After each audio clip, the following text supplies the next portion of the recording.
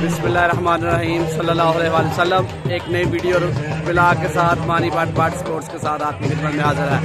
आज हम पहुंच चुके हैं जनाब तहसील डस्का रंजाई ज़िला सियालकोट, जिधर आज शूटिंग वॉलीबॉल सुपर 3 टूर्नामेंट होने जा रहा है, जिसका पहला सेमीफाइनल और उसके बाद फाइनल। और आपको मिला रहे हैं जनाब शेर सियालकोट बब्बर शेर जनाब हमारे साथ मौजूद हैं। हाजी मोहसन चीमा साहब, अस्सलाम वालेकुम भाई साहब, की हाल है? ठीक हो? सेहत जिदा ठीक ने? ते अज ते फिर अपने इलाके दे विच फुल माहौल अच्छा जी, इंशाअल्लाह फुल तैयारियां ने। ते कई टीम वालू खेलन डे तुसी? अबू बकर क्लब चीमा। हां जी, पहला सेमीफाइनल है इंशाअल्लाह। किदे नाल आ रहा जी? ज़हीर क्लब रंजाई। भाई साहब केड़ी सैटिंग है तुहाडी? साडी सैटिंग मैं वा हसन चीमा, हाफिज फरियाद, ठीक है, अब्दुलरहमान चीमा, हां जी, उसामा चीमा, हां जी, मोहम्मद आसिफ चीमा साडी टीम दे ओनर ने। ठीक हो गया जी। हां जी आसिफ भाई की हाल जे? ठीक हो? अल्हम्दुलिल्लाह। ते सेट ते तुसां पूरे भार वाला मंगा लिया, बब्बर शेर मंगा लिया जनाब, माशाल्लाह। ये हाजी मोहसन साहब आ गए ने, अल्लाह दे हुक्म नाल जी, पूरे भार नाल आए ने जी। जी जी बिल्कुल जी, इंशाअल्लाह अल्लाह दे हुक्म नाल करांगे। पूरा पाकिस्तान की पूरा वर्ल्ड जानता है शूटिंग वॉलीबॉल, जिथे जिथे होंदी है उत्थे हाई साहब नूं सारे जानते हैं। इंशाअल्लाह जी, इंशाअल्लाह जी, ये भाई ने अपने जी, इंशाअल्लाह अल्लाह खैर करे। ए साडे नाल मौजूद ने जनाब। अस्सलाम वालेकुम जी। वालेकुम अस्सलाम व रहमतुल्लाह।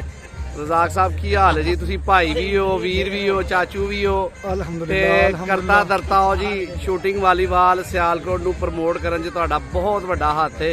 अल्लाह ताला सेहत तंदुरुस्ती दे ते इंज ही जेड़ा रौनकां तुहाडियां जेहड़ियां अल्लाह तुहानू भी जनाब सेहत वाली ईमान वाली जिंदगी देवे जी।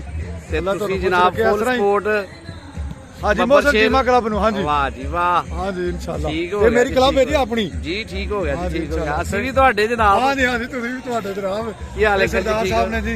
ठीक हो गया सरदार साहब, की हाल है? ठीक हो जी, अल्लाह का शुक्र। लो जी, हां जी ठीक है सारे नु। ठीक है जी। हाफिज साहब की हाल है जी? ठीक हो? फिट फाट हो सर? अल्लाह दा करम। तू ते किधरों खेलन डे अज? ये मोहसन चीमा दी साइड तू? हां जी। ते गोशी भाई तुसी सुनाओ, ठीक हो? ते पहला सेमीफाइनल है तुहाडा? हां जी, अवैस होरां नाल? बिल्कुल। चलो जी, मोस्ट वेलकम करने जनाब तुहानू भी जी। अस्सलाम वालेकुम जी। फैसल भाई की हाल है? ठीक हो?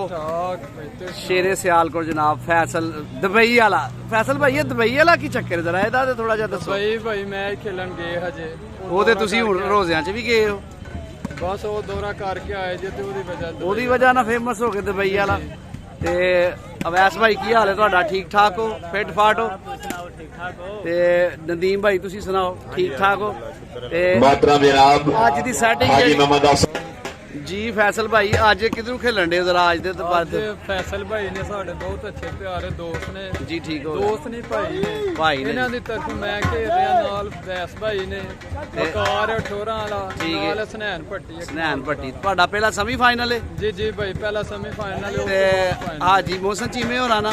जी जी हाजी मोहसन चीमा साहब। ते फुल तैयारियां डंडे सोटे मार प्रोग्राम इंशाअल्लाह। मैच जिन्ने भी भाई लाइव देख रहे ने वेखन आओ, जेड़े आ सकते ने मैच दी चास आएगी। चलो जी, बड़ी मेहरबानी जी।